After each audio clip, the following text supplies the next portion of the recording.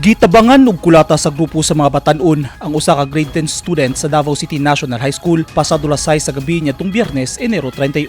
Sa video nga kuha sa CCTV, makita ang kalit na lang giduol o gisumbag og gitadyakan sa grupo sa mga batan-on ang 15 anyos nga biktima nga residente sa General Malvar, Barangay 7-8, Davao City. Base sa investigasyon sa kapulisan, nahitabo ang insidente sa Avancenia Street ug gikan sa eskwelahan ng biktima ug pauli na unta sa ilang balay diyang kalit na lang kining gitabangan og kulata. Gihapak og botilya sa ulo ug gigamitan og brass knuckles kon petsa kurno ang biktima. Natambalan hinuon sa SPMC ang naangkon nga bunog ug samad sa estudyante. Sumala sa Davao City Police na ilhan na ang usa sa mga nangulata. Usasab sa mga nangulata niadtong tungura nakasulob pa og uniform sa City High. Ongoing ang pagkandak ng investigation ana sa ato ang San Pedro Police Station na atay isa ka identified sa mga suspects, and then napuntay cooperation na nakuha from the mother of the victim. Stable na ang victim, sir, na nagpasalamat anang wala siya napuruhan po bisan pa og kanang gihapak siya og botilya og katong brass knuckles nga gihapak pud sa iyaha. And naata information na nakuha based sa gihatag pod sa mama nga makatabang sa pagkandak investigation sa atong San Pedro Police Station.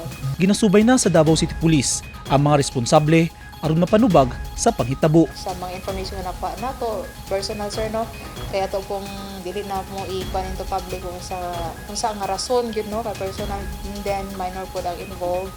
So kailangan na mo protektahan, pero ato ipaniguro sa ato mga kaigsoon na babae nyo nga dili siya ingon nga tripping, no, itawag na pod nga tripping na pod nga nagtindog lang diha kulatahon nani siya rason, no, ato iklaro nga na siya rason kung anong ikulata siya. So ato na nga paningkamutan nga kini mga suspect is pa-filean po nato og kaso para matagaan po nato og kanang hustisya ang kini mga biktima, and para dili po ni siya pamarisan sa uban. Desidido ang pamilya sa biktima nga iagi nila sa legal ang pagpangita og hustisya. Actually nagalihok naman ninoon sila jud sa kung unsa ang pwede na way kana sa legal process kay dili man may mag-violent gud ana sa ilaha. Mo lang to, pero karon kay nagalihok sila, padulo sila police or kanang sa eskwelahan ba. Tas nagatawag na po sila ka attorney kung unsa bay pwede kanang buhaton, nagapangay sila legal advice. Sumala sa igsuon, wala mamayungi sa biktima ang mga suspect nga mikulata kaniya ug natruma na sab kini karon.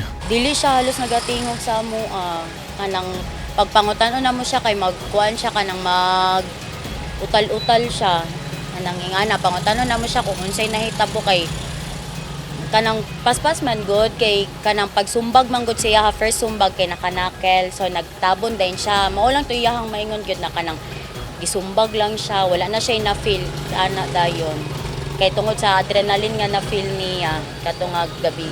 Giabisuhan na sa eskwelahan ang biktima nga magmodular una ang pagtuon. Gihangyo karon sa pamilya ang mga suspitsado nga mo surrender na lang sa mga pulis. Nang surrender na lang unta kung napa mo'y konsensya kay grabe ang gibuhat ninyo na trauma sa akong igsuon na dili na siya mugawas gani sa balay maski mo silip lang magpahangin dili na jud mo kuan. Di pud siya motingog sa amo kaayo.